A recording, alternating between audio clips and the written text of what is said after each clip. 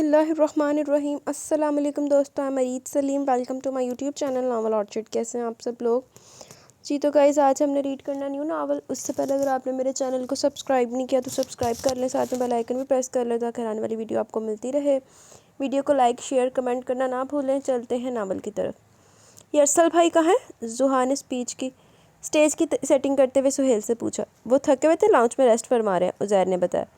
एक तो मौसूफ लेट है और ऊपर से लेट ही गए हैं। जुहा ने स्टेज से नीचे कदम रखा। भाई, इंतज़ाम तो वो सारे करा के गए हैं। कह रहे थे कि मेहमानों की आमद शुरू हो तो मुझे जगा देना, मैं 5 मिनट में तैयार होकर बाहर आ जाऊँगा, नवीद ने कहा। हाँ भाई, वो 5 मिनट में तैयार हो सकते हैं। खुदा जब हुस्न देता तो नज़ाकत आ ही जाती है। ये तो हम मैं जो ब्यूटी सैलून में अपनी पॉकेट मनी लुटाते फिर रहे हैं और एक दूसरे से पूछे कि यार ये मेरा मसनूई काला रंग कितने दिन में उतर कर मेरी असली गोरी रंगत बहाल कर देगा। उज़ैर ने मुस्कुराते हुए कहा। काला रंग होगा तुम्हारा, मैं तो सांवला सलोना हूँ, नवीद ने फ़ौरन अपनी रंगत का दफा करते हुए कहा। तो उज़ैर बोला, अगर तू सांवला तो फिर मैं तो सफ़ेद दूधिया रंग का मालिक हूँ। ओए होए, रंगा तो जंग छिड़ गई। तुम लोग अपने हुस्न के कसीदे बाद में पढ़ लेना, पहले जाकर तैयार हो जाओ। गजरे कहाँ हैं? जुहा ने स्टेज का तनकीदी जायजा लेकर इन दोनों से कहा। तूबा से पूछो, मैंने इसे ला कर दिए थे, उज़ैर ने बताया। तूबा, कहाँ रखे हैं गजरे? सब लड़कियों को पहनने। जुहा ने तूबा की तरफ देखा जो पंडाल में लगी कुर्सियों पर ईशा के साथ बैठी गपशप में मसरूफ़ थी। अंदर बरामदे में फ्रिज के ऊपर तश्तरी में सजा कर रखे थे। हाय अल्लाह, मुझे तो अब्बू जी को चाय देनी थी। तूबा इसकी बात का जवाब देकर अपने काम से फ़ौरन दौड़ी तो सबको इसकी इस हरकत पर हंसी आ गई। इस काम में वक्त पर याद आता था। ईशा, तुम तो बिजली लग रही हो। जुहा ने ईशा को देखते हुए इसकी तैयारी को सराहा। तो तुम बल्ब और पंखे चला लो। ईशा ने बर्जस्ता जवाब दिया तो इसकी हंसी निकल गई। ईशा प्लीज़, तुम गजरे वाली तश्तरी हाल में ले आओ, मैं जल्दी से तैयार हो जाऊँ, जुहा ने काम इसके स्पुर्द करते हुए कहा। Okay, no problem. ईशा मुस्कुराते हुए अपनी जगह से खड़ी होगी।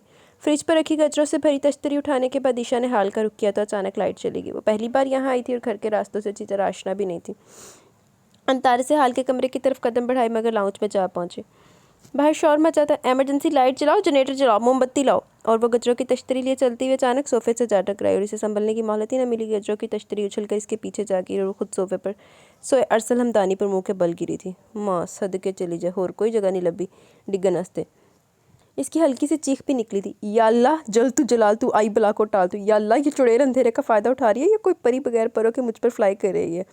उफ़, ये मुश्कबार जुल्फ़ें, ये चूड़ियों की खनक, ये नरमो नाजुक हाथ हैं कि गुलाब है। अरसल ने सटपटाकर अपने ऊपर गिरने वाले वजूद को महसूस करते हुए संभल कर कहा। हाय अल्लाह, ईशा की ज़ुबान से बेख्तियार फिसला। वो इसी के कंधे और शर्ट से सीने को अपनी मुट्ठी में जकड़ते हुए इसके सहारे तेजी से खड़ी हुई अंदर धुन भागने लगी। आह, वो दरवाजे से टकराई, चीख बड़ी बेसाख्ता थी। लाही खैर। अरसल उछलकर खड़ा हो गया। इसी वक्त जनरेटर ऑन हो गया। यकायक हर तरफ रोशनी फैल गई और अरसल के इर्द गिर्द परफ्यूम की भीनी भीनी खुशबू, गजरों की खुशबू समेत फैली थी। इसकी सांसों में गजरों की महक ने हलचल सी मचा दी। वो हैरत से सोफे कारपेट पर बिखरे गजरों को देख रहा था। सोफे पर इसकी निगाह पड़ी तो बहुत खूबसूरत निशानी हाथ लगी। इसने मुस्कुराते हुए सारे गजरे इकट्ठे किए और तश्तरी में सजा दिए। इसका मतलब है चुड़ैल नहीं थी, सचमुच की कोई परी थी। वाह रे वाबडा, क्या एक्सीडेंट कराया। चलो अरसल भाई, देखते हैं कि हसीना कौन थी। ओए होए, माँ सदके चली जाए। वाबडा ने वाकई बड़ा फ़ायदा कराता था।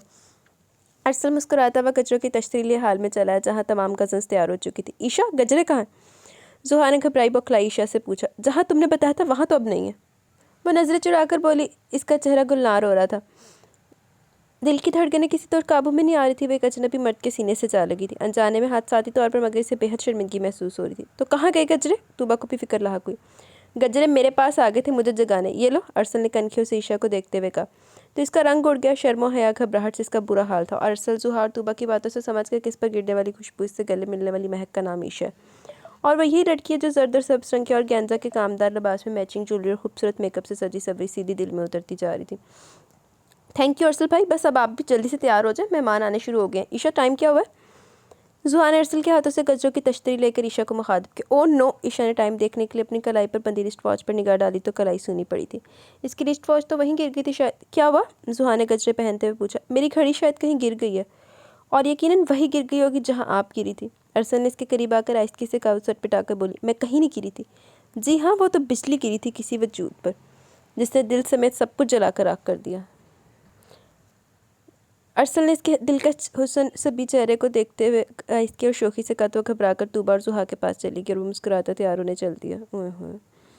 तूबा नवीद और ज़ैर की बड़ी बहन अरूबा की रस्म ही ना थी। अरूबा को मेहमानों की आमद पर बाहर लॉन में बने स्टेज पर लाकर बिठा दिया गया।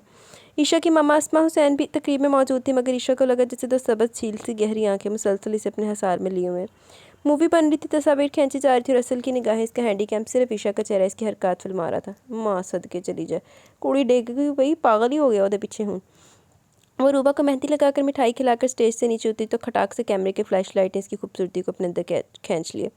इसकी आंखें चंधे आ गई। अपनी जगह पर आकर इसने मुड़कर देखा, अरसल दूर खड़ा मुस्कुरा रहा था। इसका दिल पसलियों से बाहर निकलने को मचलने लगा। अरसल बिलाशुबह खूबसूरत, हुबरू और वजी शख्सियत का मालिक था। दराज का भरा भरा जिस्म, सुर्ख और सफ़ेद रंगत, सबज छील सी चमकती आंखें, कुशादा रोशन पेशानी, डार्क ब्राउन बालों का मुनफरिद स्टाइल, खरी मूंछों तले मुस्कुराते भरे भरे सुर्ख होंठ, सफ़ेद कुर्ते शलवार में, गले में पीले रंग का दुपट्टा डाले, पाँव में खुस्सा पहने वो इस वक्त भी सैकड़ों दिलों में हलचल मचा रहा था। ईशा ने बमुश्किल निगाह इसके चेहरे से हटाई थी। फिर शादी और वलीमे तक वो अरसल की निगाहों का मरकज़ बनी रही। अरसल की मम्मी ईशा की मामा की खालाजाद बहन थी, सो इनसे तो वो पहले मिल चुकी थी और अब भी मुलाकात खूब रही थी। रहीला इफ्तिखार यानी अरसल की मम्मी ईशा की बहुत तारीफ़ करी थी और इसकी जहानत से लेकर सुगरपन के पहनने ओढ़ने के ढंग की, बात करने की तहजीब की। और अरसल को इस बात से दिली मसरत हो रही थी कि जिस लड़की ने इस पर जादू कर दिया वो लड़की इसकी मम्मी की भी मनपसंद और मंजूर नज़र है। ईशा को अरसल का अपने कैमरे में तस्वीरें खींचना परेशान कर रहा था। आज तक किसी ने इसकी तस्वीरें इसकी इजाज़त के बगैर नहीं खींची थी और घर से बाहर किसी तकरीब में इसने कभी कोई तस्वीर नहीं खिंचवाई थी, सवाए स्कूल, कॉलेज, यूनिवर्सिटी के खास फंक्शन में, वो भी अपने कैमरे में या कॉलेज की जिम्मेदार फोटोग्राफर के कैमरे में। सिर्फ मुकाबले के दौरान में खींचे जाने वाली तस्वीर इसे नेगेटिव समेत मिल भी गई थी। अब वो अरसल से अपनी तस्वीर वाला रोल लेना चाहती थी, मगर कैसे ये वो नहीं जानती थी। वलीमे के अगले रोज़ ईशा की मम्मी डैडी को अपने आप एक दोस्त के बेटे की दावत वलीमा में शिरकत करनी थी। अरसल को ड्यूटी सौंपी कि कभी ने मतलूबा होटल तक ड्रॉप करके। वो ईशा की वजह से फ़ौरन तैयार हो गया। ईशा ने सफ़ेद और सिल्वर कलर का हल्के काम वाला लिबास सेबतन किया था। इसका चांदनी की तरह दमकता चेहरा, चंबेली जैसे सफ़ेद रंगत, दिलकश नैन नक्श और खुली जुल्फ़ों का दिलकश स्टाइल, मैचिंग ज्वेलरी और मुनासिब मेकअप की बहार मुनासिब कद व कामत रखने वाली ईशा के हुस्न को चार चांद लगा रहा था। अरसल तो इस पर दिलो जान से फिदा हो गया था। दिल ने इसे छूकर महसूस करने की तमन्ना की तो इसका नर्म मलाइक फूल बदन इसके वजूद पर खुशबू की तरह फैल गया। वो इस इत्तफाकी हादसे को याद करके फिर से मुस्कुरा दी जिसने इसे पल भर में अपना असीर कर लिया था। ईशा को देखकर इसे यूँ लगा जैसे इसे इसी की तलाश थी। इसके रूबरू आते अरसल की तलाश खत्म हो गई थी और ईशा को पाने की ख्वाहिश पूरी तरह से शिद्दत से दिल में पैदा हो गई थी। ईशा बेटा गाड़ी में बैठो, हम आ रहे हैं, जवार हुसैन ने इससे कहा। ओके पापा। वो गाड़ी में आ बैठी। गाड़ी खाली थी। अरसल अभी बाहर नहीं आया था। अचानक इसकी नज़र ड्राइविंग सीट पर रखे कैमरे पर पड़ी। यकीनन अरसल का कैमरा था, वो इसके हाथ में कई बार देख चुकी थी। इसी में इसकी तस्वीरें खींची थी अरसल ने। अच्छा मौका था अपनी तस्वीरों का रोल गायब करने का। इसने चारों तरफ निगाह दौड़ाई, कोई इसकी जाने मतवजा नहीं था। मम्मी पापा भी अंदर अरसल और रूबा वगैरह के घर वालों से अलविदाई मुलाकात कर रहे थे। ईशा ने चुपके से हाथ बढ़ाकर कैमरा उठा और बड़ी महारत से खोलकर इसमें से रोल निकाला और रोल अपने पर्स में रख लिया। कैमरा इसी तरह बंद करके सीट पर रख दिया। ओफो, इतनी देर लगा दी मम्मा पापा ने, वो ये कहती हुई गाड़ी से उतर गई। आपको जाने की जल्दी क्यों है? अरसल इसकी आवाज़ सुन चुका था। गाड़ी के करीब आते हुए बोला तो सटपटा गई। जाना तो है ना, फिर देर क्यों की जाए? यह ईशा की पहली मुलाकात के बाद पहला जवाब था। अरसल इसके सजे सवरे मासूम रंग और रूप को वालहानापन से देखा था। मुस्कुराते हुए अपना दायां हाथ बंद करके इसके सामने करते हुए बोला, जाते हुए अपनी अमानत वापस लेती जाइए। क्या? इसने सवालिया नज़रों से इसके चेहरे को देखा। ये अरसल ने मुस्कुराते हुए अपनी बंद मुट्ठी खोल दी। इसकी हथेली पर इसकी स्याह डायल वाली घड़ी जगमगा रही थी। घड़ी के डायल में हीरे जड़े थे, सुइयाँ नहीं थी। ये घड़ी से इसे पापा ने बीएससी में टॉप करने पर गिफ्ट की थी, जिसके खो जाने पर बहुत अफसरदा और परेशान हो रही थी। Thank you. ईशा ने खुशी खुशी अपनी घड़ी उठाते हुए कहा। मेरी चीज़ वापस नहीं करेंगी? इसका लहजा और जुमला मानी खेज था। जी, मेरा दिल जो आप अपने साथ ले जा रही हैं वो तो वापस कर दीजिए। अरसल ने इसे वालिहाना पर मोहब्बत पाश नज़रों से देखते हुए कहा तो बुरी तरह सटपटा गई, रुख फेर कर खड़ी होगी। दिल की हालत गुरगु हो रही थी। ईशा, मेरी हरकतों से, नज़रों या बातों से आपको उलझन महसूस हुई हो या आपको बुरा लगा हो तो प्लीज़ मुझे माफ़ कर दीजिएगा, क्योंकि इस सारे अमल में मैं बेकाबू और बेख्तियार हो गया था। मुझे नहीं मालूम कि मुझे क्या हो गया था। आपको देखने के बाद किसी और से देखने को दिल ही नहीं चाहता। मैं बहुत खुशमिजाज हूँ, बल्कि था जिस बात के मामले में, मगर अब जिस बात के समंदर में उतर आया हूँ, आपके इश्क के समंदर में गोतासन हूँ। आप सुन रही हैं ना ईशा? जी। वह आहिस्ती से बोली तो इसने इसके मुकाबले आकर इसके चेहरे को देखते हुए कहा, ईशा अगर आपको एतराज़ ना हो तो मैं अपने पेरेंट्स को आपके पेरेंट्स के पास शादी की बात करने के लिए भेज दूँ? और जवाब में ईशा सर और नज़र झुकाकर शर्मीलेपन से मुस्कुरा दी। Thank you Isha, thank you very much. वो इसकी शर्मीली मुस्कान को इसके हाथ समझते हुए खुश होकर बोला तो वो एक नज़र इसके चेहरे पर डालकर गाड़ी में बैठ गई और वलीमे की दावत अटेंड करने के बाद वो तीनों रात की फ़्लाइट से वापस कराची चले गए। जवार हुसैन और अस्मा हुसैन का ताल्लुक मतमूल घराने में से था। जवार हुसैन बिस्किट फैक्ट्री और राइस मिल के मालिक थे। ईशा इनकी इकलौती बेटी थी जिसने हाल ही में यूनिवर्सिटी को खैराबाद का इंग्लिश लिटरेचर में मास्टर किया था। ईशा ने जवार हुसैन की एक बहन थी शाहीन, जो कनाडा में अपने शौहर जफ़र और 3 बच्चों के साथ मुकीम थी। 2-3 साल में शाहीन अपने शौहर और बच्चों माहीन अशर असफर के हमरा पाकिस्तान आती थी। भाई भाभी और ईशा से मिलने और सबके लिए, खासकर ईशा के लिए ढेरों तोहफ़े लाती। वो और जफ़र ईशा से बहुत बेहद प्यार करते थे। ईशा भी इनसे बहुत मोहब्बत करती थी। 1.5 साल में छुट्टियों में वो भी जवार हुसैन और अस्मा के साथ शहीन पप्पो के घर कनाडा 1 माह के लिए ज़रूर जाती। अस्मा की एक बहन और एक भाई था, वो दोनों सऊदी अरब में शादाबाद थे। ज़वार हुसैन और अस्मा हुसैन एक बार उम्रे की सादत हासिल करने के लिए सऊदी अरब गए थे। ईशा भी इनके साथ थी। तभी इनकी मुलाकात आलिया और मुबीन मामूर इनकी फैमिली से हुई।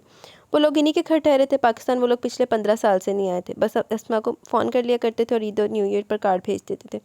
ज़वार हुसैन और अस्मा हुसैन के बाकी रिश्तेदार पाकिस्तान में मुकीम थे। शादी गमी में आना जाना लगा रहता था। रहीला इफ्तिखार और इफ्तिखार हमदानी अस्मा हुसैन के करीबी रिश्तेदार थे। रहीला खाला की बेटी थी और इफ्तिखार मामू के बेटे। वो लोग इस्लामाबाद में रहते थे, कम कम ही आना जाना होता। इनके 2 बच्चे थे, एक बेटी जुहा और बेटा अरसर। जुहा की मंगनी बीए के बाद फ़ौरन इसके मामू के बेटे नवीद से कर दी गई। शादी 1 साल बाद करने का इरादा था। रहीला के बड़े भाई वहीद हमदानी और इनकी बेगम फरीदा वहीद के 4 बच्चे, 2 बेटे नवीद और उज़ैर, 2 बेटियाँ अरूबा और तूबा। सब पढ़े थे। अरूबा ने एमए किया तो फरीदा के भाई ने अपने बेटे एहसन के लिए अरूबा का रिश्ता मांग लिया। यूँ अरूबा की शादी तय कर दी गई। अरसल चार्टर्ड अकाउंटेंट था, बाहर से पढ़ कर आया था, बहुत पुरकशिश तनख्वाह पर काम कर रहा था। इफ्तिखार हमदानी इम्पोर्ट एक्सपोर्ट का बिज़नेस करते थे और रहीला अपने सर्कल की ख़वातीन के साथ मिलकर मुख्तलिफ तकारीब में शिरकत करके अपना वक्त गुजारा करती थी और बड़े अरसे से अरसल के लिए लड़की की तलाश में थी। इनको अपने बेटे के मयार की कोई लड़की नहीं मिल रही थी। तंग आकर इन्होंने अरसल को लड़की खुद पसंद करने की इजाज़त दे दी। मगर एक दिन अचानक इन्हें अरसल के लिए लड़की पसंद आ गई और इन्होंने जी भर के अपनी अकल पर मातम किया कि लड़की तो इनकी नज़रों के सामने थी और वो खामखा इधर उधर ख्वार होती रही। अरूबा की शादी के हंगामे ख़त्म होने पर इन्होंने अरसल की शादी का हंगामा शुरू करने का फ़ैसला कर लिया। ईशा ने घर आते ही पहला काम कैमरे का रोल धुलवाने का किया। तस्वीरें डेवलप होकर आई तो ये देखकर हैरान रह गई कि इसमें 3-4 नहीं, पूरी 23 तस्वीरें इसी की थी। मेहंदी, शादी और वलीमे की तकरीब की सारी कहानी इन तस्वीरों में फिल्म बंद थी। दूल्हा दुल्हन के साथ, तूबा वगैरह के साथ, अरसल के मम्मी डैडी और बहन के साथ रीशा की कई 16 तस्वीर भी थी जिनमें बेपनाह हसीन दिखाई दे रही थी। 5 तस्वीरें इसमें अरसल की भी दूल्हा दुल्हन और अपनी फैमिली के साथ थी। इसकी तस्वीरें देखकर ईशा का दिल बहुत तेज़ तेज़ धड़कने लगा, जैसे वो सचमुच में इसके सामने मौजूद हो। सिर्फ निगाहों का, आंखों का जादू बोल रहा था। वो दोनों कब बोले थे? ना कोई प्यार की बात, ना अहद वफ़ा, ना वादे, ना कस्में, कुछ भी ना तो इनके दोनों के दरमियान तय पाया था। फिर भी वो खुद को एक बेनाम और अनकहे बंधन में इसके संग बंधा महसूस कर रही थी। जितनी बार वो इसे देखकर मुस्कुराए से लगा इसके बदन पर इतने धनक रंग की कोसें बना गई थी। सोने लगी तो इसे ऐसा लगा कि जैसे वो ओस में भीगी घास पर इसके बाजू थामे हुए नींद में चल रही है। दिल ने खुद ब खुद इसके लिए दरबार कर दिया और अरसल हमदानी पूरे इस्तेहकाक और तमतराक से दिल के सिंहासन पर बराजमान हो गया। मम्मी, मैंने आपके लिए बहू पसंद कर ली है।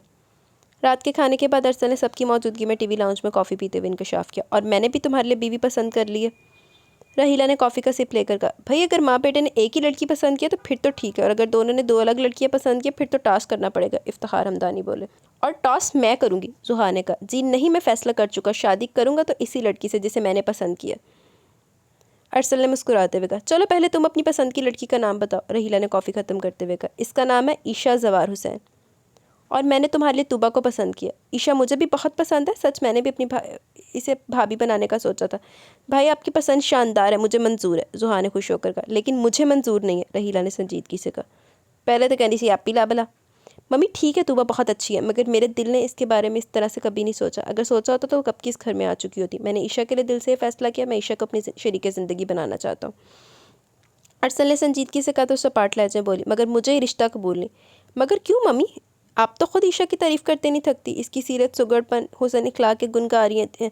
फिर क्या कमी है ईशा में? बज़ाहिर इसमें कोई कमी नहीं, सब कुछ है इसमें, मगर इसकी एक कमी और ख़ामी इसकी तमाम खूबियों पर भारी है, और वो ये कि वह ज़वार हुसैन और अस्मा की सगी औलाद नहीं है। रहीला ने इंकशाफ करके अरसल और जुहा को हैरान कर दिया। क्या? अरसल हैरत से बोला। हाँ, ज़वार भाई और अस्मा ने ईशा को अडॉप्ट किया था। ये राज सिर्फ मुझे और तुम्हारे डैडी को मालूम है। ख़ानदान वाले भी यही समझते हैं कि ईशा ज़वार भाई और अस्मा की सगी औलाद है। हमने भी किसी को हकीकत नहीं बताई है। हमारा ज़वार हुसैन और अस्मा से वादा था, रहीला ने संजीदगी से बताया। और आज आपने अपना वादा तोड़ दिया, अरसल ने तासुफ से कहा। तुम्हारी वजह से तोड़ना पड़ा। बहरहाल मेरे लिए कोई इतनी बड़ी बात नहीं है, मैं ईशा से शादी करूँगा, और मैं ईशा से तुम्हारी शादी नहीं होने दूँगी। जिसके खून ख़ानदान का कुछ पता नहीं, न ज़ात बरादरी का इल्म है, इस लड़की को मैं अपनी बहू कैसे बना लूँ? मम्मी क्या ये काफ़ी नहीं कि ईशा ज़वार अंकल और अस्मा आंटी की गोद में परवान चढ़ी हैं? अरसल ने संजीदगी से कहा। सिर्फ गोद काफ़ी नहीं होती, कोक का पता होना भी ज़रूरी होता है। तो आपको इस कोक का शजरा नसब चाहिए जिसने ईशा को जन्म दिया? अरसल ने तासुफ से देखते हुए कहा तो भवें उचका कर रहेगी। मम्मी ज़वार अंकल और अस्मा आंटी ने ईशा को कब और क्यों गोद लिया था? जुहा ने दिमाग में मचलने वाले सवाल को ज़ुबान दी। अस्मा बांझ थी। शादी के 2 साल बाद हर माहिर गायनाकोलॉजिस्ट से इन्होंने चेकअप कराया, जबकि एक ही राय थी कि वो कभी माँ नहीं बन सकेंगी। ज़वार भाई चूँकि अस्मा से बहुत मोहब्बत करते थे, इसलिए इन्होंने ना तो अस्मा को छोड़ा ना ही दूसरी शादी की। मैं एक बार अस्मा के साथ डॉक्टर के पास गई थी। मेरे सामने डॉक्टर ने इसे बांझ होने की खबर सुनाई। फिर 1 साल और गुजर गया। जवार भाई कुछ अर्से के लिए अस्मा को लेकर लंदन चले गए। मैं यही बताया गया कि अस्मा के इलाज के लिए जा रहे हैं। वो तकरीबन 1.5 साल बाद वापस आए तो 6 माह की ईशा इनकी गोद में थी। ख़ानदान में ईशा का तारुफ अपनी बेटी की हैसियत से करवाया। सब यही समझ से क्योंकि अस्मा के बांझ होने का इल्म हमारे सिवा किसी को नहीं था, इसलिए मैंने अस्मा से उगलवा लिया। उसने मुझे बता दिया कि उन्होंने इस बच्ची को अडॉप्ट किया। ईशा कौन है, किसकी बेटी है, इसका ख़ानदान क्या है, ये ना मैंने पूछा और ना इसने बताया। खैर हम भी खुश थे कि ईशा को पाकर बेऔलादी का दुख भूल गए। जवार भाई और अस्मा ने ईशा की परवरिश बहुत नाज़ो नम में की है। इसकी हर छोटी से छोटी ख्वाहिश और फरमाइश का ख्याल रखते थे वो। इसे इन्होंने अपनी आँख का तारा और हाथ का छाला बना कर रखा आज तक। मजाल है जो इस पर ज़रा सी भी खराश आने दी हो। फूल की तरह रखते हैं इसे। आला तलीम दिलवाई, हालांकि इन्हें मालूम था कि वो लड़की और एक दिन ब्याह कर अगले घर चली जाएगी, मगर फिर वो इसे सगी औलाद से ज़्यादा चाहते हैं। फिर भी इसे देख देख कर जीते और जाहिर है वो इसके लिए बर भी आला ख़ानदान का ही ढूंढेंगे। अस्मा बता तो रही थी कि ईशा के कई रिश्ते आ रहे हैं, मगर दिल कहीं माना नहीं अब तक। मैंने तो कह दिया अस्मा को कि जितना प्यार तुम और जवार भाई ईशा से करते हो, इसे ब्याह कर रुखसत करने की वजह घर दामाद तलाश कर लो, क्योंकि ईशा के जाने के बाद तुम दोनों तो खाली हो जाओगे। माशाल्लाह तरबियत भी बहुत खूब की है इन्होंने ईशा की। हर छोटे बड़े से बात करने की तमीज़ है, इसे समझदार भी बहुत है। रहीला ने सारी बात बिमा तारीफ़ों के तफसील से कह सुनाई। फिर तो जवार अंकल और अस्मा आंटी बहुत अजीम है। अरसल ने खुश होकर इनके लिए दिल में इज़्ज़त, एहतराम और अकीदत महसूस करते हुए कहा, वो अजीम है, ईशा अजीम नहीं है। अल्लाह जाने किस अंग्रेज़ की नाजायज़ औलाद है, वहाँ तो शादी के बगैर ही बच्चे पैदा करके फेंक देने का रवाज है। क्या खबर वो किसी के गुनाह का समर है, मैं किसी के गुनाह की गुठरी अपने घर नहीं ला सकती। रहीला ने इंतहाई सफ़ाक और नफरत भरे लहजे में कहा तो इफ्तार हमदानी पहलू बदल कर रह गए। जुहा ने रुख फेर लिया, जबकि अरसल बेकल होकर बोल उठा, फॉर गॉड सेक मम्मी कैसी बातें कर रही हैं आप। अव्वल तो ऐसा कुछ नहीं होगा, और है भी तो इसमें ईशा का तो कोई कसूर नहीं है। कसूर है या नहीं वो मेरी बहू नहीं बन सकती। जिस लड़की के खून खानदान का हसब नसब का कुछ पता ना हो, इसे मैं अपने ख़ानदान में शामिल नहीं कर सकती। रहीला ने गुस्सीले और सख्त लहजे में कहा, मम्मी आप इतनी मॉडर्न और तलीम याफ्ता होकर ऐसी बातें करिए। अगर ईशा किसी गुनाह की पैदावार होती, ऐसे वैसे ख़ानदान की होती, तो जवार अंकल और अस्मा आंटी से गोद ही न लेते। अरसल ने संजीदगी से इन्हें कायल करने की कोशिश की। वो दोनों तो औलाद को तरसे हुए थे, ममता के मारे थे। इन्हें अपनी ममता की तस्कीन चाहिए थी, औलाद चाहिए थी, ख्वाह वो जायज़ हो या नाजायज़ हो, हराम हो या हलाल, इन्हें इससे क्या गर्ज हो सकती थी। अस्मा तो अपने माँ न बन सकने का सुनकर मरने जैसी होगी थी, और मरते हुए इंसान को बचाने के लिए तो हराम भी हलाल हो जाता है, नाजायज़ भी जायज़ हो जाता है। प्लीज़ मम्मी आप कैसी बातें ज़ेब नहीं देती। अरसल चीख उठा, ये इसकी मोहब्बत की तौहीन थी, वो भला कैसे खामोश रह सकता था। खुद इफ्तिखार हमदानी को अपनी बीवी का ये लहजा और अल्फाज का चुनाव पसंद नहीं आया, मगर माँ बेटे के बीच बोलना नहीं चाह रहे थे। सुन और देख रहे थे कि इस बहस का क्या नतीजा निकलता और इन्हें कहाँ अपना किरदार अदा करना है। अरसल तुम एक गैर लड़की के लिए अपनी माँ से बदतमीज़ी कर रहे हो, रहीला गुस्से से बोली। 4 दिन वो लड़की यहाँ रह कर गई, कैसा जादू कर गई तुम पर। हाँ जादू कर गई है वो मुझ पर। इसकी मासूमियत, पाकीज़गी और हया ने जादू कर दिया मुझ पर, और प्लीज़ इसे बुरा मत कहें। वो मासूम है, मेरी मोहब्बत है, मैं इसके मतलब ऐसी कोई बात नहीं सुन सकता। इसने तो मुझे मतवजा करने, मुझसे बात करने की कोशिश तक नहीं की। सिर्फ मैंने इसे देखा, पसंद किया और चाहा, और मैं क्या जितनी हसीन सहीन और नेक सीरत बाखलाक हुआ, इस पर तो कोई भी आशिक हो सकता है। कई लड़कों की माएँ तो वही इसका नाम पता पूछती नजर आ रही थी। इसके लिए रिश्तों की लड़कों की कमी नहीं होगी मम्मी, लेकिन मेरे लिए ईशा के सिवा कोई और लड़की काबिल कबूल नहीं होगी। मैं शादी करूँगा तो सिर्फ ईशा से। अरसल ने खड़े होकर तेज़ और फैसला कुन लहजे में कहा, और मैं तुम्हारी शादी अपनी भतीजी तूबा से करना चाहती हूँ। रहीला गुस्से से बोली, मैं ऐसा नहीं चाहता, प्लीज़ डैडी आप ही मम्मी को समझाएं। अरसल ने बाप को मदद के लिए पुकारा तो इफ्तिखार हमदानी गहरा सांस लबों से खारिज करके बोले, बेटा तुम भी दुरुस्त कह रहे हो और गलत तुम्हारी माँ भी नहीं है। ये सच है कि ईशा बिलाशुबह हर लिहाज से बेहतरीन लड़की है, हमें पसंद भी और प्यारी भी है, लेकिन हमारे ख़ानदान के फ़र्द की हैसियत से वो हमसे मिली। लेकिन बेटा इसके असल ख़ानदान का माँ बाप का तो पता होना चाहिए ना। कल को अगर इसके असल माँ बाप आ जाए हंगामा खड़ा कर दे कि हमारी बेटी की शादी हमारी मर्ज़ी के बगैर क्यों की गई है, तो ख़ानदान भर में हमारा तमाशा बन जाएगा। और जो बात आज सिर्फ हमें मालूम है, कल सबको मालूम हो जाएगी। लोग तरह तरह की बातें बनाएंगे, ये इस बच्ची की शख्सियत के लिए भी नुकसानदेह होगा। हमें भी ज़हनी कोफत और टेंशन उठाना पड़ेगी। इसलिए ईशा के असल वालिदैन के मतलब जवार भाई और अस्मा भाभी से पूछना ज़रूरी है, ताकि बाद में कोई गड़बड़ ना हो। आप बात की बात क्यों करें, जब हमें अरसल की शादी ईशा से करनी नहीं है तो इस बहस से फ़ायदा। मैं तूबा को अपनी बहू बनाऊंगी और मैं ईशा को अपनी दुल्हन बनाऊंगा। अरसल ने अटल लहजे में कहा, तुम्हारा दिमाग ख़राब हो गया अरसल, मैं ईशा के घर इसका रिश्ता मांगने नहीं जाऊँगी। रहीला गुस्से से बोली, अगर आप चाहते हैं कि मैं इस घर में रहूँ तो आपको ईशा के घर मेरे रिश्ते की बात करने के लिए जाना होगा, वरना मैं घर छोड़कर चला जाऊँगा, और ये मेरा अटल और आखिरी फैसला है।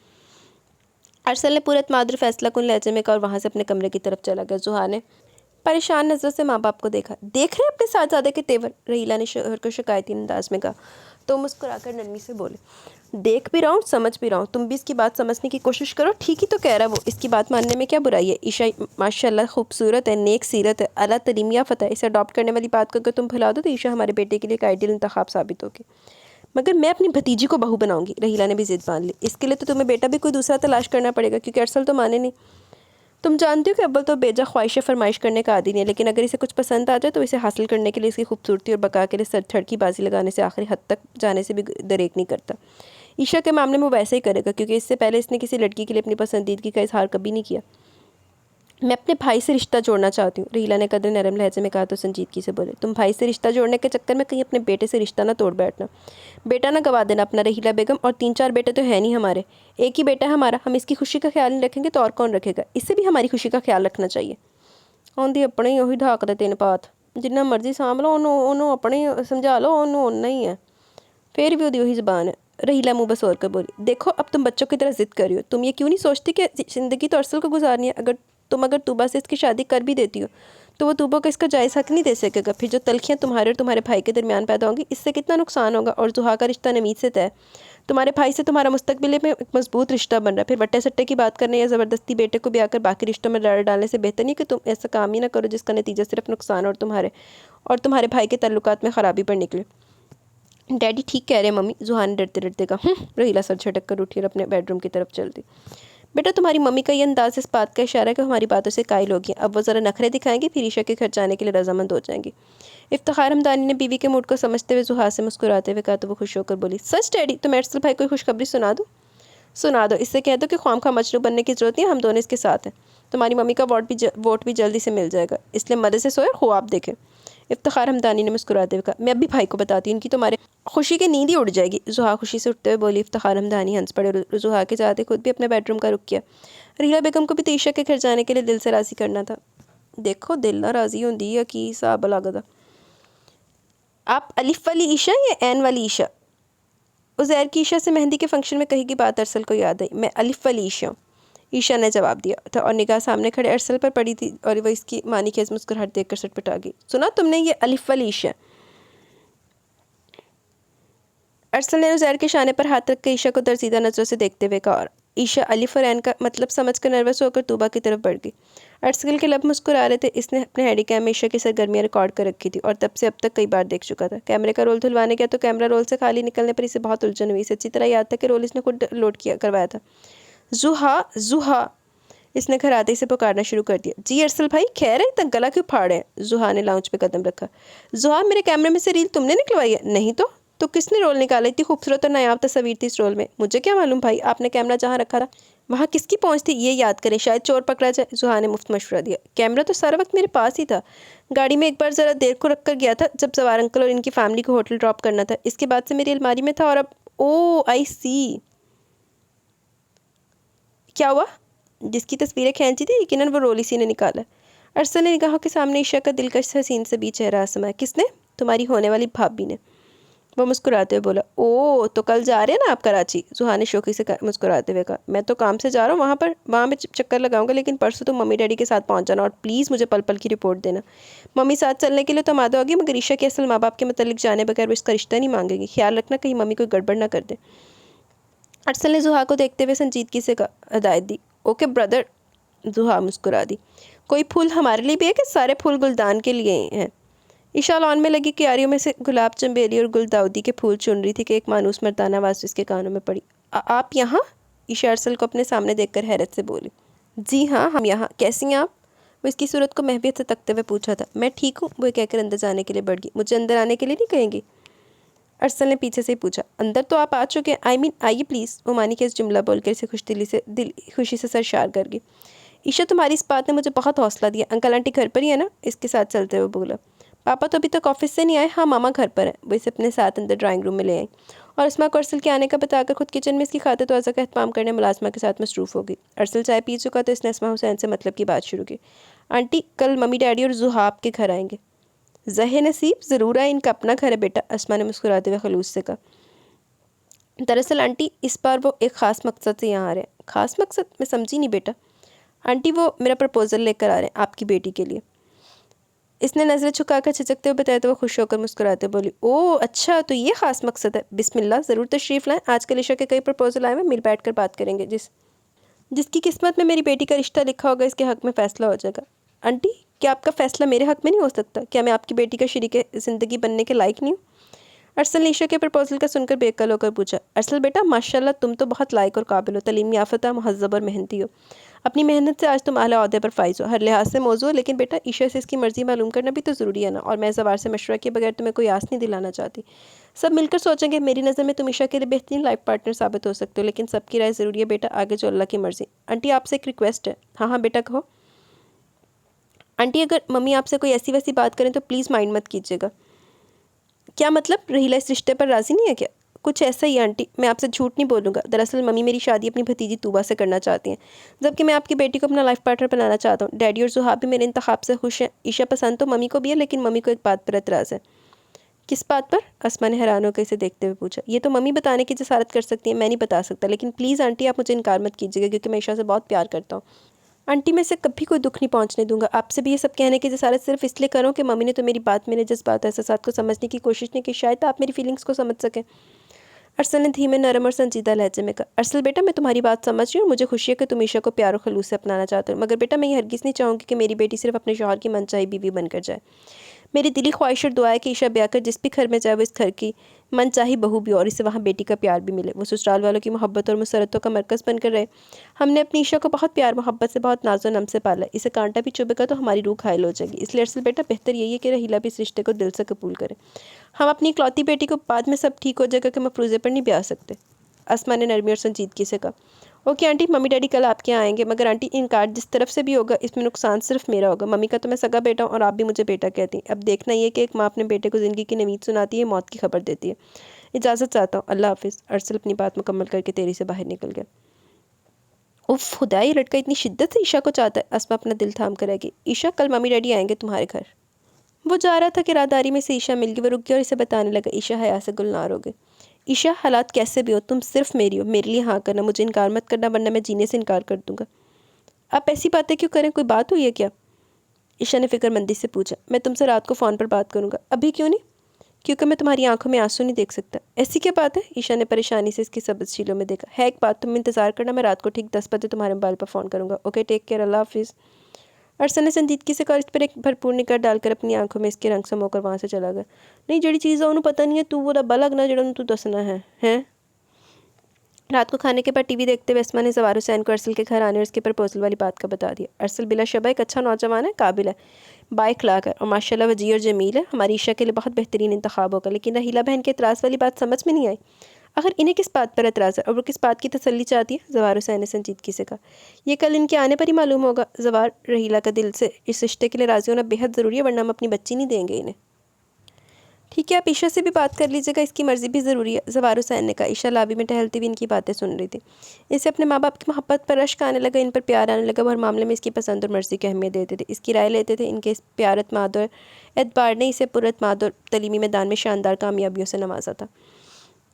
10 बज चुके थे। ईशा अपने कमरे में चली आई ताकि अरसल से इत्मीनान से बात कर हो सके। वो घबरा रही थी कि न जाने वो क्या बात करे। पहली बार इसका फ़ोन आना था। ईशा की दिल की अफेत अजीब हो रही थी। 10:05 पर इसके मोबाइल की बीप बजी। इसने तेज़ी से धड़कते दिल को संभाला, मोबाइल ऑन किया कर लिया। हेलो हेलो ईशा, मैं अरसल बात कर रहा हूँ। दूसरी जानिब हस्बत हुआ का अरसल मौजूद था। जी कहिए, क्या बात करनी थी आपको मुझसे? ईशा, मैं तुमसे जो बात करने वाला हूँ इसको सुनने के लिए तुम खुद को मजबूत बना लो। मैं नहीं चाहता कि तुम्हें कोई शौक पहुँचे। आप बात कीजिए। ईशा, मेरे फैसले पर सब खुश हैं सवाए मम्मी के। इन्हें इस बात पर एतराज़ है कि तुम ज़वार अंकल और अस्मा आंटी की सगी औलाद नहीं हो। क्या?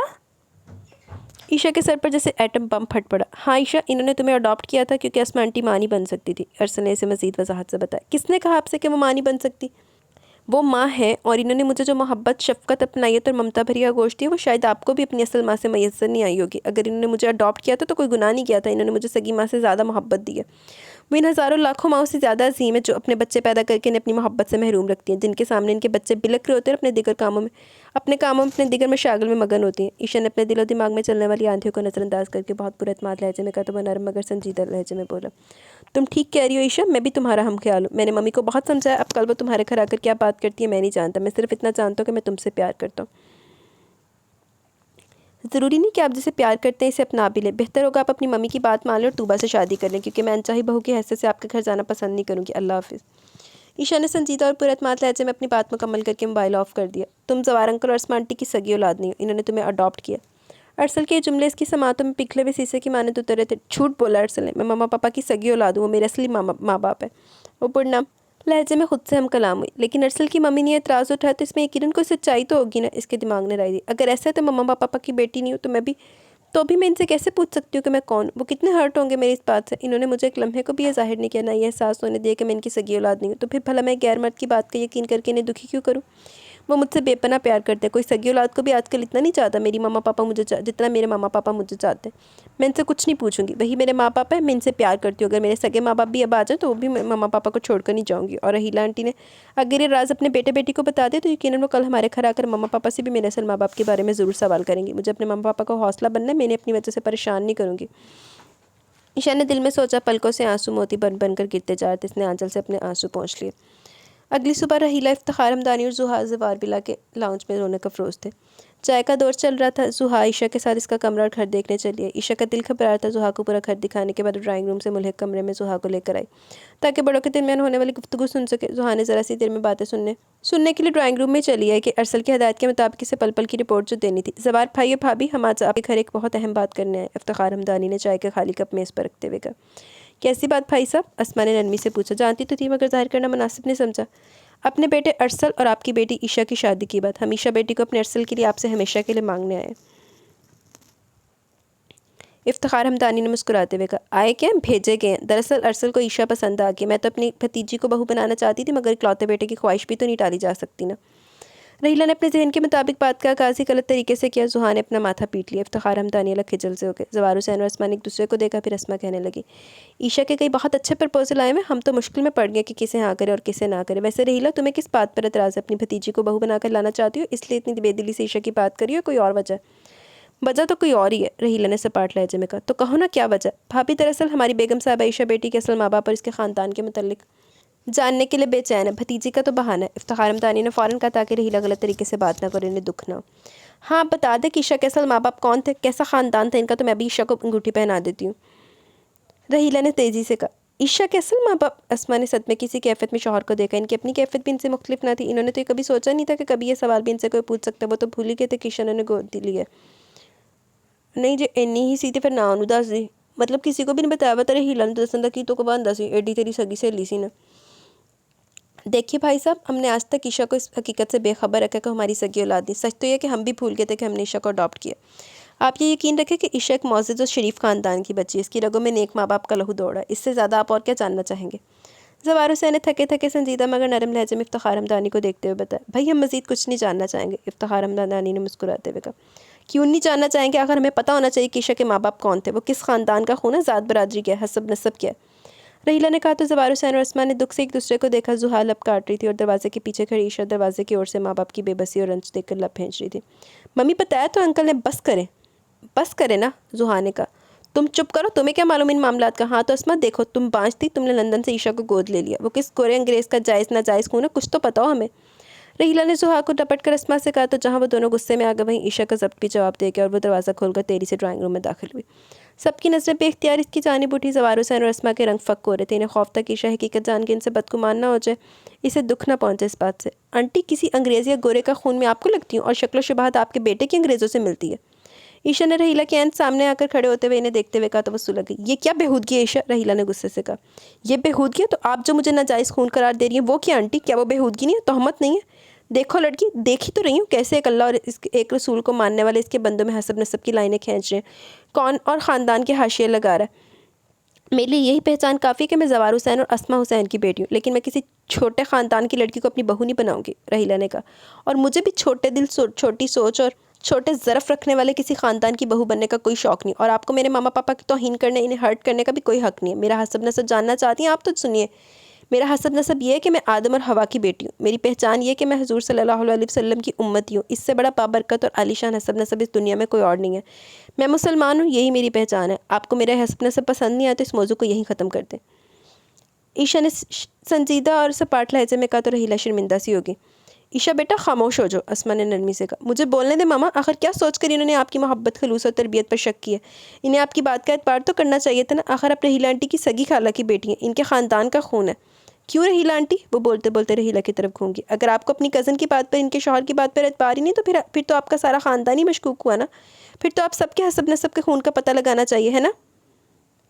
ईशा बेटा, हम इनकी तरफ से माजरत चाहते हैं, ये ज़रा देर से बात समझती हैं, इफ्तिखार हमदानी ने नरमी से कहा। अंकल, रहीला आंटी सोच समझ कर यहाँ मेरे रिश्ते की बात करने आई हैं। इनसे तो अपनी खालाजाद बहन के एक राज की हिफाजत तक नहीं हो सकी और क्या खबर, ये अब ये पूरे ख़ानदान में ये खबर नशर कर दे कि मैं ज़वार हुसैन और अस्मा हुसैन की सगी औलाद नहीं हूँ। ये बात जो मामा पापा ख़ुद भूल गए, जिसका एहसास आज तक इन्होंने मुझे भी नहीं होने दिया। मुझे कभी पुराई औलाद होने का गुमान तक नहीं गुजरा, जिसकी मोहब्बत शफ़क़त में रहकर आप इन्हें ये एहसास दिलाने आई हैं रहीला आंटी कि वो बांझ है, बे औलाद है। इन्हें ये याद दिलाने चली हैं कि ईशा इनकी बेटी नहीं है।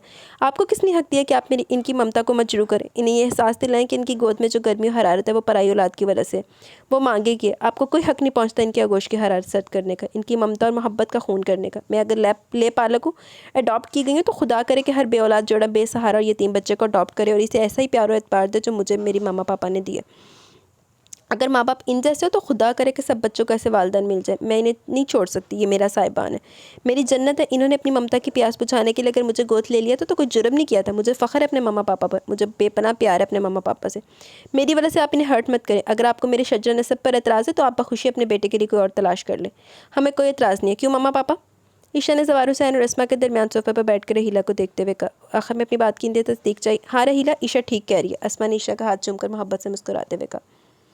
इदा दी बुढ़ी नूं इदा ही सही लगाम पाई, बहुत चंगा किता ने सुनाइयां इन्हों ने कहा तो इफ्तिखार हमदानी खड़े होते बोले, हम फिर आएंगे भाभी, इन्हें ज़रा वक्त है सोचने के लिए। जैसे आपकी मर्ज़ी, ज़वार हुसैन ने मुस्कुराते हुए कहा।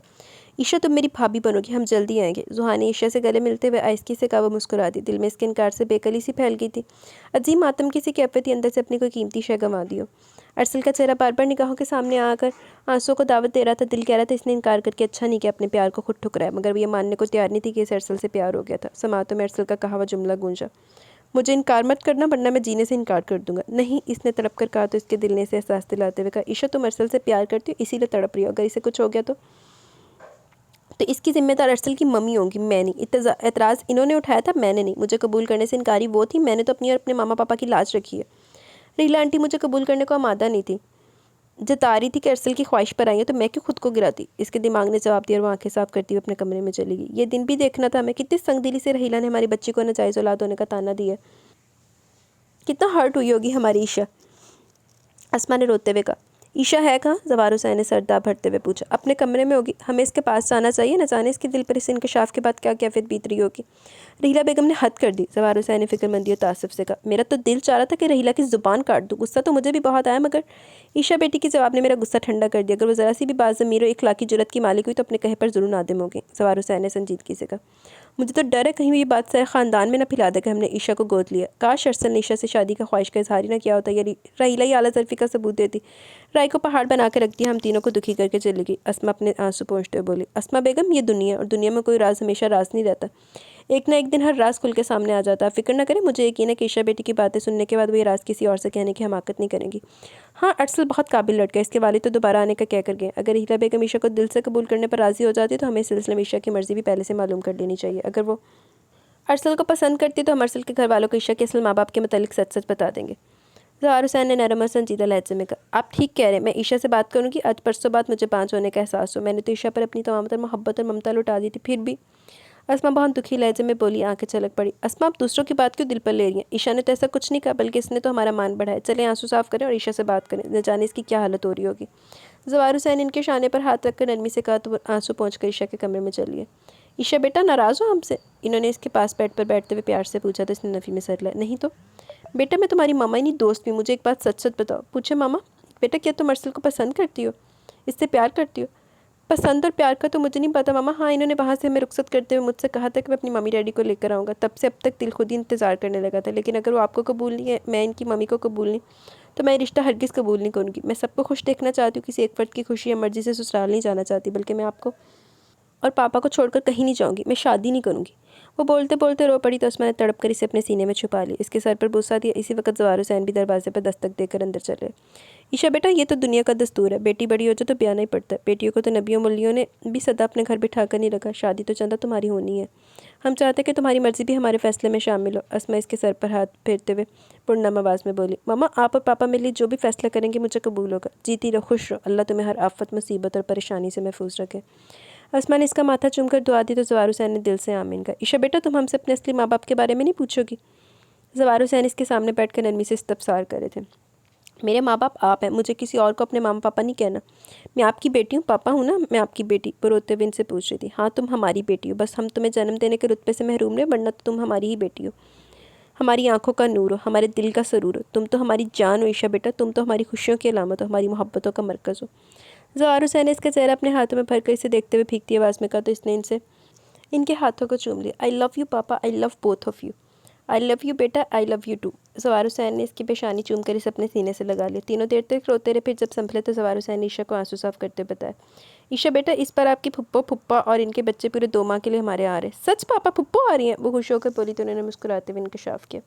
हाँ, और जानते हो बेटा, तुम्हारी फुप्पो तुम्हारी असल माँ है। इन्होंने तुम्हें जन्म दिया। ज़फ़र भाई तुम्हारे सगे पापा और महीन तुम्हारी जुड़वा बहन है, इसलिए तो इसकी और तुम्हारी शक्लें आपस में बहुत ज़्यादा मुशाबत रखती हैं। पापा फुप्पो मेरी फुप्पो नहीं है? वह हैरानगी से ने देखते हुए बोली। नहीं, वो तुम्हारी सगी माँ। इन दिनों वो लोग भी लंदन में थे और हम भी वहाँ 1.5 साल के लिए गए थे। शहीन और ज़फ़र के 2 बेटे थे। जब तीसरी बार इनके यहाँ खुशी की खबर आई तो इन दोनों ने फैसला किया इस बार इनके यहाँ जो भी बच्ची या बच्चा पैदा होगा वो इसे तुम्हारी मम्मा की गोद में दे देंगे। फिर अल्लाह ने शहीन को जुड़वा बेटियों से नवाजा। इसे बेटी की बहुत चाह थी, सो अल्लाह ने इसकी ख्वाहिश भी पूरी कर दी, तुम्हारी मम्मा की गोद भी भर दी। शहीन ने तुम्हें हमारी गोश में दे दी और महीन को खुद रख लिया। अब हम तुम्हें पाकर बहुत खुश थे, हमें जैसे कायनात की सबसे बड़ी दौलत मिल गई हो। फिर शहीन और ज़फ़र भाई ने खुद ये वादा लिया कि हम में से कोई भी कभी भी इस हकीकत को बेकाब नहीं करेगा कि तुम हमारी नहीं इनकी बेटी हो। इन्होंने आज तक अपना वादा निभाया, तुम्हारी तलीम और तरबियत और शादी की जिम्मेदारी हमें सौंपी थी। ऐसे में जैसे सगे माँ बाप अपनी सगी बेटी की तलीम और तरबियत और अच्छी जगह शादी कराने के जिम्मेदार होते हैं, शहीन की ज़फ़र भाई की तुमसे बेपनाह मोहब्बत का सबब भी यही है कि तुम इनकी सगी औलाद हो। इसलिए वो तुम्हारे लिए हर खास मौके पर तोहफ़े भेजते, तुम वहाँ जाती हो तो तुम्हें खूब शॉपिंग कराते हैं, वीवीआईपी ट्रीटमेंट देते हैं कि बर्स 1.5 बाद तो तुम इनसे मिलने जाती हो। तुम मेरी सगी भांजी हो ईशा बेटा, लेकिन खुदा जानता है कि मैंने और तुम्हारी मामा ने तुम्हें हमेशा अपनी औलाद ही समझा और चाहा। आई नो पापा, आप और मामा भी अजीम है और फुप्पो और पुप्पा भी ग्रेट है। मैंने अब भी फुप्पो और पुप्पा ही कहूँगी क्योंकि मेरे मामा पापा सिर्फ आप हैं। पालने वाले का हक पैदा करने वाले से कम नहीं होता, ज़्यादा ही होता है। ईशा ने मुस्कुराते हुए कहा तो इसके दिल से एक बड़ा बोझ उतर गया। इसे अब रहीला की बातों का ज़रा बराबर भी परवाह नहीं थी। खुश रहो चंदा, तुमने हमें बहुत मसरूर और मोतबर कर दिया। अस्मा ने इसके गाल को चूमकर फटते में सरद से भीगती आवाज़ में कहा तो इसने दोनों के शानों के गिर्द अपने बाजू हमाइल कर लिए और दोनों के माथे पर बारी बारी प्यार किया तो इनकी कुछ देर पहले वाली अजियत और ज़ुर्द की यकयक कफूर हो गई। रूह खुशी से झूम उठी। ममता के सोते फिर से इनके मन में फूट पड़े थे। मम्मी, अगर आपको ईशा और इसके पेरेंट्स की इंसल्ट ही करनी थी तो आप गई क्यों थी वहाँ? जब ज़वार अंकल ने आपको बताया था कि ईशा शरीफ माँ बाप की औलाद है तो फिर आपको बात बढ़ाने की क्या ज़रूरत थी? सुहा की ज़बानी सारी कार्रवाई सुनने के बाद अरसल ने रिहाइला को तासुफ से देखते हुए कहा, मैं इस वक्त बहुत अपसेट हूँ, इसलिए मुझे तनहा छोड़ दो, प्लीज़ जाओ तुम यहाँ से। रहीला ने होटल के कमरे में मौजूद अरसल से कहा, फिक्र ना करें मम्मी, मैं जा रहा हूँ, अब ढूंढती रहिएगा मुझे। अरसल, कहाँ जा रहे हो तुम? देखो जैसा तुम कहोगे वैसा ही होगा, मुझे कुछ वक्त तो सोचने के लिए। रहीला ने परेशान होकर इसे देखते हुए कहा, आप जो कुछ ईशा के घर में कह कर आई इसके बाद ईशा और इसके पेरेंट्स इस रिश्ते को हरगिज़ कबूल नहीं करेंगी।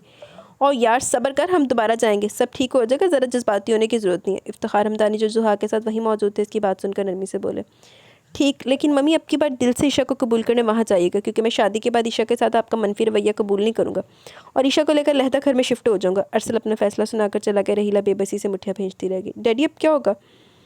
जुहा ने आयस्की से पूछा। जो होगा अच्छा होगा, फिक्र नॉट माई चाइल्ड। तुम्हारी मम्मी को अपनी गलती का एहसास हो रहा है। ईशा ने जो अपना हसब नसब इन्हें बताया, इसके बाद इन्हें अपने अल्फाज और रवैये पर नदामत महसूस हो रही है। इन्हें खुद को अपनी गलती सबके सामने कबूल करने में कुछ वक्त दरकार है, फिर इंशाल्लाह तुम्हारे भैया की शादी ज़रूर होगी। इफ्तिखार हमदानी ने आयस्की से जवाब दिया तो खुश होकर मुस्कुरा दी। ईशा को अपनी असल शनाख्त जानकर जो मसरत और इत्मीनान मिला, इसने रहीला बेगम के अल्फाज के निश्तर से लगे घाव भर दिए थे। नाशनासी से शनासाई तक का सफ़र अगरचे बहुत मुख्तसर था मगर बहुत जान गसल था। रहीला बेगम ने इसे अजनबियत की जिस गली में ला खड़ा किया था, इसी गली में से अपनों की मोहब्बत फिर काफ़िले मिल गए थे। शनासाई की तमानियत के साथ साथ इसके दिल में कई मोहब्बत को खो देने की अजियत भी सर पर टक रही थी। वो इस एहसास से बखूबी आशना थी और बेकल और बेकरार भी थी, मगर ज़ुबान इजहार नहीं करी थी, शायद खुद को धोखा दे रही थी। नाशनासाई के कूचे में दर्द मोहब्बत की आशनाई से अजीब तो राह पर ले आई थी, मगर इसे रहीला बेगम की नापसंदीदा बहू बनना भी गवारा नहीं था। इसकी खामोशी और तन्हाई में खोई सी कैफियत इस आसमा को इसकी दिली कैफियत से आगाह करी थी और वो इसे अपने असल माँ बाप, भाई और बहन की आमद की खुशी को सेलिब्रेट करने के लिए इनके इस्तकबाल की तैयारी में मसरूफ़ रखने की कोशिश करी थी। ईशा के मोबाइल की बीप काफ़ी देर से बज रही थी। इसने नंबर देखे बगैर मोबाइल ऑन करके कान से लगा लिया। अस्सलाम वालेकुम। वालेकुम अस्सलाम, कैसी हो ईशा? दूसरी जानिब से अरसल की आवाज़ ने इसे चौंका दिया। अल्हम्दुलिल्लाह बहुत अच्छी हूँ क्योंकि बहुत शरीफ ख़ानदान की लड़की हूँ। ईशा ने ना चाहते भी लहजे को सपाट बनाकर कहा तो बेचैन होकर बोला, Isha I am sorry, mummy की तरफ से मैं तुमसे माफ़ी मांगता हूँ। वो भी नादे में अपने कहे पर वो आएंगी तुमसे माफ़ी मांगने। प्लीज़ ईशा, इस बात को अपनी अना का मसला बनाकर इनकार मत करना, प्लीज़, तुम्हें मेरी कसम ईशा। आपके और मेरे बीच मोहब्बत और चाहतों के कोलो कलार तो कभी नहीं हुए जो आप मुझे अपनी कसम दे रहे हैं। ईशा का दिल बहुत बेकरारी से धड़का मगर लहजे सपाट रहा। ईशा, हर जज्बे का इजहार ज़ुबान से लफ्ज़ों से हो ये ज़रूरी नहीं होता। तुम अपने दिल से पूछो कि मेरे लिए तुम्हारे दिल में कोई सॉफ्ट कॉर्नर नहीं है। मैं सिर्फ इतना जानती हूँ कि जिनसे मेरे पेरेंट्स को दुख पहुँचेगा इनसे मैं अपने सुख की ख्वाहिश नहीं रख सकती। वो दिल पर पत्थर रख कर बोली, और मैं अपना हर सुख हर खुशी तुमसे वाबस्ता कर चुका हूँ। मेरी ज़िंदगी और खुशी अब तुम्हारे रहमो करम पर। अब देखना है कि ईशा डार्लिंग तुम अपने दिल पर कितना जबर कर सकती हो। मेरा दिल मुझे धोखा नहीं दे सकता। बाय। अरसल ने बहुत संजीदा और पुरयकीन लहजे में कहा और फ़ोन बंद कर दिया। या अल्लाह, मैं बहुत कमज़ोर हूँ, मुझे दिली सुकून, राहत और मसरत दे दे।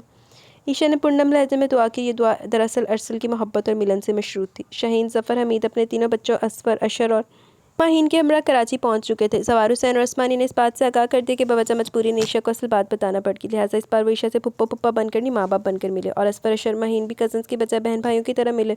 इस बार इनके मिलने से पहले से ज़्यादा अपनायत, मोहब्बत और वालेहानापन छलक रहा था। खुशी से ईशा और शाहीन ज़फ़र की आंखें भी छलक गई। ज़वार विला में खुशी और मुस्कुराहटों की बहार आ गई, लेकिन ईशा के दिल में कहीं किसी जगह वैरानी, उदासी, बेकली छाई हुई थी। अरसल की मोहब्बत की महसूस तरीके से इसके मन में आन बसी थी और वह ज़रा सी तन्हाई मिलते अरसल की याद में बेकरार होने लगती। फिर एक और खुशखबरी मिली। ईशा का रिजल्ट आउट हो गया। इसने ए ग्रेड में मास्टर मुकम्मल किया था। सब ने इसे गले लगाकर मुबारकबाद तहाइफ दी। अस्मा ने 2 काले बकरों का सदका दिया, करीबों में खाना तकसीम कर दिया। ईशा की आंखें मुस्तकिल भीगती रही। कितनी ढेरों खुशियाँ इसे अल्लाह ने एक साथ दे दी थी। बस एक खुशी थी, अरसल की मोहब्बत को पा लेने की। इसके साथ की कमी थी। सब मौजूद थे, लेकिन दिल अरसल की कमी शिद्दत से महसूस कर रहा था। या अल्लाह, आपने मुझे इतना कुछ दिया, इतनी सारी खुशियाँ दी, तो एक और खुशी दे देना। या अरसल को मेरा बना दे, मेरे दिल से अरसल का ख्याल तक मिटा दे। इसके लबों पर नमाज के बाद हाथ फैला दिए। दुआ बेख्तियार मचल गई। आंसू टप टप गुलाबी हथेलियों पर गिरते रहे। जुमे की शाम को अस्मा और ज़वार हुसैन ने ईशा के मास्टर करने की खुशी में घर में एक दावत का एहतमाम किया।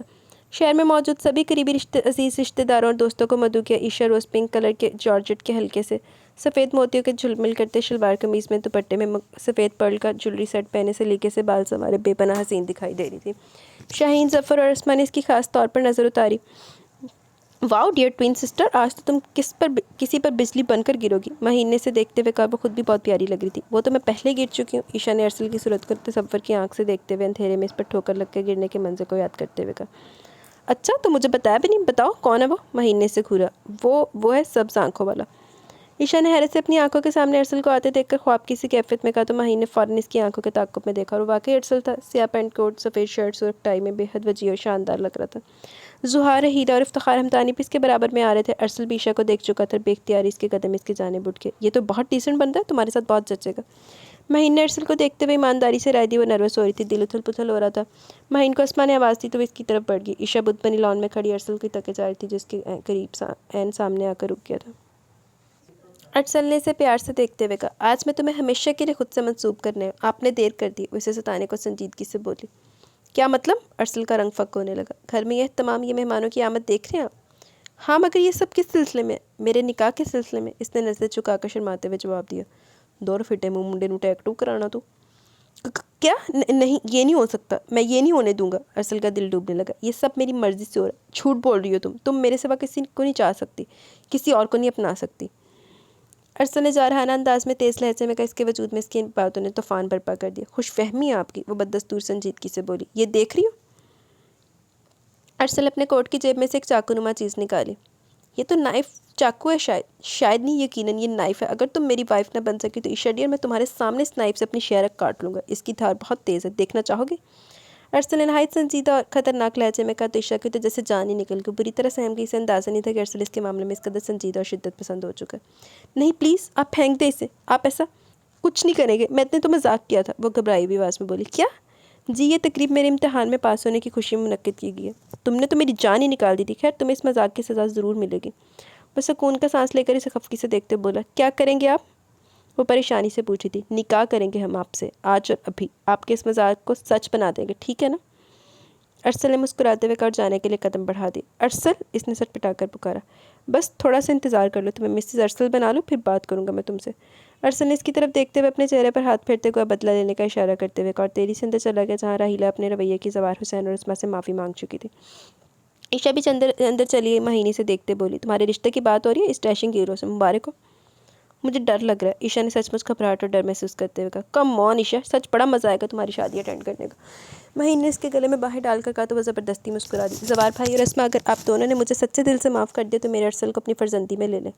मैं ईशा की ममनून, इसने मेरी अकल पर बड़ा पर्दा हटा दिया। हमारा मज़हब तो हमारी ज़ात पर आती को तफरीक नहीं सिखाता। ये हम ही खून खानदान की लकीरें खींचते फिरते हैं। हमारा मज़हब हमारा हम मज़हब साथियों यही असल चीज़ है। इंसान मुसलमान है, हमें इसका कौन सा शजर नसब चाहिए। बस आप अरसल के रिश्ते के लिए हाँ कर दे। खुशी की तकरीब है, सब मेहमान आ जाए तो मैं ईशा बेटी को अंगूठी पहना कर ही दम लूँगी। अब रहीला ने तेजी से कहा। हमें कोई एतराज़ नहीं। अच्छा, इस मौके पर दोस्त है बाप भी मौजूद है। जवार हुसैन ने मुस्कुराते हुए कहा। तो खुश होकर बोली, बहुत शुक्रिया जवार भाई, बस मैं शादी की तारीख लेकर ही जाऊँगी। शादी की तारीख नहीं, हम निकाह आज ही कराएंगे। ये मेरी और मेरे बेटे की दिली ख्वाहिश है। जवार भाई भाभी प्लीज़ इनकार मत कीजिएगा। आपको अरसल के मतलब किसी किस्म की तसल्ली करानी हो, कोई ज़मानत चाहिए हो या आपको कुछ शराइत तो अभी बता दें। हम आपकी हर शर्त मानने के लिए तैयार है, लेकिन हमें अरसल और ईशा बेटी का निकाह आज करने की खुशखबरी सुना दें।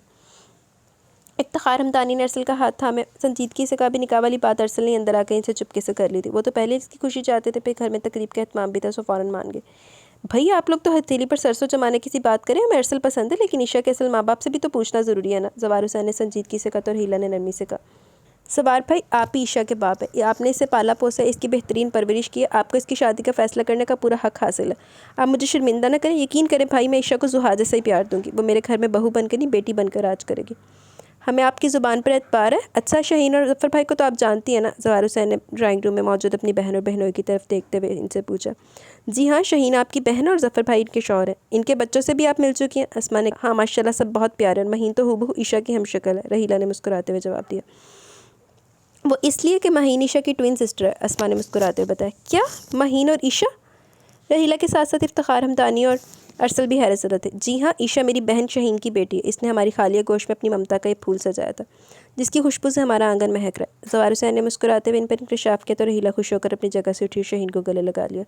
आपने बहन होने का हक अदा कर दिया शहीन बहन, रहीला मुस्कुराते हुए बोली। तो रहीला बहन ने लानती पंता हक अदा करता। और जवार भाई और भाभी ने ईशा के माँ बाप होने का हक हमारी तवक्का से बढ़कर अदा किया। ईशा पर इनका पूरा हक है। इसकी शादी के फैसले का इख्तियार भी हमने इसी रोज़ इन्हें सौंप दिया था, जिस रोज़ ईशा को इनकी आगोश मोहब्बत में दिया था। ये इत्तेफाक बल्कि हुस्न इत्तेफाक है कि इस मौके पर हम सब यहाँ मौजूद हैं। हम भी ईशा बेटी की शादी में शरीक हो जाएंगे, शहीन ने मुस्कुराते हुए कहा। हाँ जवार भाई, अल्लाह का नाम लेकर निकाह का एहतमाम कीजिए, क्योंकि आज जुम्मे का मुबारक दिन भी है और अरसल बेटा हमें भी बहुत पसंद है। जफ़र हमीद ने मुस्कुराते हुए कहा तो रहीला ने फ़ौरन जवार हुसैन को देखते हुए कहा। जी जवार भाई, निकाह के बाद हमें रुखसती की तारीख भी आज ही दे दीजिए। बिल्कुल, 15-20 दिन हम बहुत है शादी की तैयारी के लिए। वैसे भी हमें ईशा बेटी के सिवा कुछ नहीं चाहिए, अल्लाह का दिया सब कुछ है हमारे पास।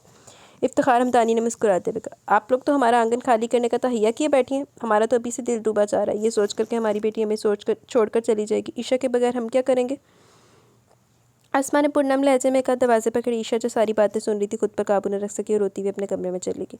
अरसल के मिलने की खुशी में माँ बाप से जुदाई का गम बहुत जान गसल था इसके लिए। वो भी तो कभी माँ बापा से दूर नहीं हुई थी। भाभी आप क्यों दुखी होती हैं? अरसल बरखुरदार है आपका। आप जब कहेंगे ईशा को आपसे मिलाने लाता रहेगा। आप लोग भी ईशा से मिलने हमारे पास आया करेंगे। आना जाना मिलना मिलाना तो रहेगा इंशाल्लाह। इफ्तिखार हमदानी ने नरमी से इन्हें तसल्ली देते हुए कहा। इंशाल्लाह। अस्मा बेगम फिर इंतज़ाम करें, मौलवी साहब का मेहमान भी आने वाले। जवार हुसैन ने अस्मा को देखते हुए पूछा। जी बिस्मिल्लाह कीजिए, इन्होंने भीगती आवाज़ में कहा और सबके चेहरे पर खुशी की लहर दौड़ गई। सब मेहमान आ चुके तो नमाज मगरिब से पहले ईशा और अरसल का निकाह पढ़ा देंगे। ईशा ने तो रो रो कर अपनी हालत पूरी कर ली। अस्मा और शाहीन भी से गले लगा कर रो रही थी। जवार हुसैन भी अपने आंसू जब्त नहीं कर सके। जुहा से ये मंजर नहीं देखा जा रहा था। अरसल के पास चली गई, उसे अंदर की सूरत हाल से आगाह किया तो बेचैन होकर बोला। हर लड़की की ज़िंदगी में दिन आता ही है, जब तुम्हारी शादी होगी ना, तब तुम भी इसी तरह अपनों से दूर जाने के गम में रहोगी। मेरा मैका तो करीब होगा भाई, मगर ईशा भाभी का मैका तो दूर है। कहाँ इस्लामाबाद, कहाँ कराची। मुझे तो खुद भी बहुत दुख हो रहा है। जवार अंकल और अस्मा आंटी तो अकेले रह जाएंगे। वैसे अगर वो बेटा अडॉप्ट करते तो इनके पास तो रहता ना। जुहा ने भीगती आवाज़ में कहा। पगली, सब ठीक हो जाएगा। कराची इस्लामाबाद बाहर सफ़र में देरी कितनी लगती है। अब मूड ठीक करो, मुझे ईशा को पा लेने की खुशी इंजॉय करने दो। अरसल ने इसके सर पर हाथ रखकर नरमी से मुस्कुराते हुए कहा तो वो भी मुस्कुरा दी। तेनू पकड़ा दुख उठता पे। ईशा तुम खुश हो ना? अरसल ने इसकी थोड़ी पकड़ कर चेहरे को ऊपर करके पूछा। किससे? वो अनजान बनी। इस निकाह से। पता नहीं, ये क्या जवाब हुआ? तुम्हारे दिल में मेरी जगह कितनी है तुम नहीं जानती? नहीं, मैंने अपने दिल में झांका नहीं, चेक करके बताऊंगी, वो शौकी से बोली। अच्छा ठीक है, आना तो तुम्हें मेरे पास ही ना, फिर बताऊंगा। वो मुस्कुराते हुए शरीर लहजे में बोला तो इसका हाथ अपने होंठों से लगा लिया। दरवाज़ा खोलो ईशा, महीन ने ज़ोर से कहा। ईशा ने घबरा कर अपना हाथ छुड़ाया। खोल दूँ? अरसल ने मुस्कुराते हुए इससे पूछा। मुझसे पूछ कर बंद किया था? वो हया खफकी और खजालत के एहसास में घिर कर बोली। तो अरसल को बेख्तियार हंसी आ गई। ईशा इसकी हंसी से मज़ीद नर्वस हो गई। अरसल दरवाजे का लॉक खोल के खुद दरवाजे के पीछे छुप गया। जुहार महीन फ़ौरन अंदर दाखिल हुई। ईशा घबराई ले जाए बखलाई हुई से खड़ी थी। इन्हें देखकर चोरों की तरह मुस्कुरा दी। ये तुम दरवाज़ा क्यों नहीं खोल रही थी? महीन ने पहला सवाल ये किया। और अरसल भाई कहाँ है? जुहार ने पूछा। तुम्हारे भाई हैं, तुम्हें पता होगा। वो दरवाजे के पीछे खड़े अरसल को दर्जीदा निगाहों से देखते बोली तो वो शोखो शरीर लहजे में गोया भी। इसीलिए तो तुमसे पूछ रही हूँ भाभी, कहाँ छुपाया मेरे भाई को? दिल में है ना? ईशा की जगह महीन ने जवाब दिया तो वो शर्मा कर हंस पड़ी। बकवास बंद करो, 6 फुट के बंदे को मैं अपने चंद इंच के दिल में तो छुपाने से रहे। सच बताओ अरसल भाई यहाँ आए थे ना? माहीन ने इसके हाथ पर निगाह पड़ते इसका हाथ थाम कर कहा। वो पूरी तरह फंसी थी। हाथ टेकी हुआ, इससे क्या पूछ रही हो? इसके चेहरे पर फैली शर्म हया की सुर्खी लाज की कोस कजा चमक चमक कर बता रही है कि वो कुछ देर पहले यहाँ थे। जुहा ने शौकी से मुस्कुराते हुए कहा तो मुस्कुराते बोली, थे नहीं, वो अब भी यहाँ है। यहाँ कहाँ? दोनों एक साथ बोली। यहाँ मेरे दिल में। ईशा ने अपने दिल पर हाथ रखकर मुस्कुराते हुए इकरार किया।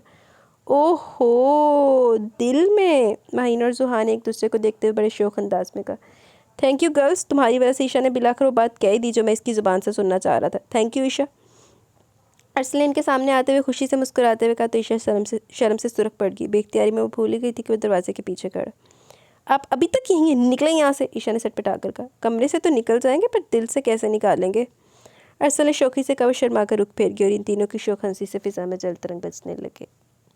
ख़त्म शोध जी। तो गाइज़ यहाँ पे हमारा नावल खूबसूरत सा अपने इख्तिताम को पहुँचा। कैसा लगा आपको नावल? मुझे तो बड़ा पसंद आया। आप लोगों को कैसा लगा ट्राई का ज़रूर इज़हार कीजिएगा। अभी जल्दी से कमेंट सेशन की तरफ चलते देन वीडियो को एंड करेंगे।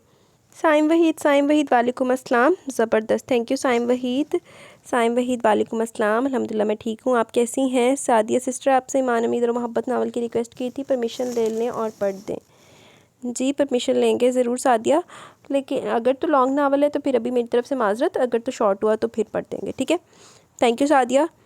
अब Sara Haider, nice story, thank you अब सार हैदर। तैयबा अशरफ, ज़बरदस्त नावल आप ही, थैंक यू तैयबा। ज़ैनब अशरफ, मैंने पढ़ा है लॉन्ग टाइम अगो, अच्छा लगा फिर सुन के, गलती मिनाल की थी, अपनी तरफ से एवी शक पाल लिया था। ओवरऑल नाइस नावल, सही कहा आपने, thank you Zainab. Najmunnisa, nice, thank you Najmunnisa. पहले आपके डेली कमेंट होते थे, बेशक छोटे छोटे होते थे लेकिन अब नहीं होते। चौधरी जट, बहुत अच्छा नावल था, थैंक यू चौधरी जट। तैयबा अशरफ, बहुत अच्छा नावल था आप ही, thank you very much Tayyaba. Anees Pano, thank you रीज, आपने इतना प्यारा नावल पढ़ा, वेलकम डियर अनीस पानो। तुरबीना तौफीक, अच्छा नावल था, थैंक यू तुरबीना। अमरीन काशिफ, अच्छा नावल था, थैंक यू अमरीन काशिफ। जी तो गाइज़ यहाँ पे हमारे जो थे कमेंट्स वो अख्तिताम को पहुँचे। कैसा लगा आपको नावल? अपनी राय का ज़रूर इज़हार कीजिएगा। मेरा तो पता नहीं क्या हुआ, मेरे रात को बाजू पे पता नहीं कोई चीज़ काट गया, मेरा बाजू स्वेल हुआ हुआ, लेकिन मैंने फिर भी आप लोग के लिए रिकॉर्डिंग की है। अब उसमें थोड़ी थोड़ी दर्द भी हो रही है साथ साथ, लेकिन चलो कोई नहीं, होता चलता है। एक तो मैं पता नहीं मैनू कोई ना कोई मसला बने ही रहता है। अभी मेरा गला खुश्क हो रहा है तो अब देखते हैं। मुझे दें इजाज़त, इंशाल्लाह जल्द मिलेंगे न्यू नावल के साथ। आप लोगों के लिए नावल भी ढूंढने पड़ते हैं, तो अभी के लिए मैं चाहूँगी इजाज़त। इंशाल्लाह जल्द मिलेंगे न्यू नावल के साथ। तब तक के लिए अपना बहुत सारा ख्याल रखें, दुआ में याद रखें। अल्लाह हाफिज़।